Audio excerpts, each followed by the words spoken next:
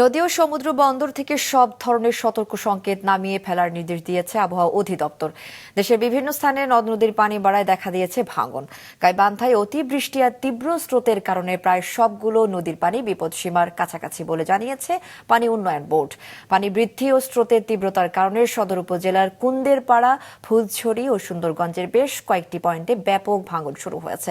তিস্তার ভাঙনে সুন্দরগঞ্জের ভাটি, কাপাসিয়া, শ্রীপুর, পুঠিমারি, লালচামার দত্তের খামার, মিন্টু মিয়ার চর, পোড়ার চর এবং যমুনা ও ব্রহ্মপুত্র নদীর ভাঙনে ফুলছড়ি উপজেলার রতনপুর ইউনিয়নের কটিয়ার ভিটা গ্রামে শুরু হয়েছে ভাঙন।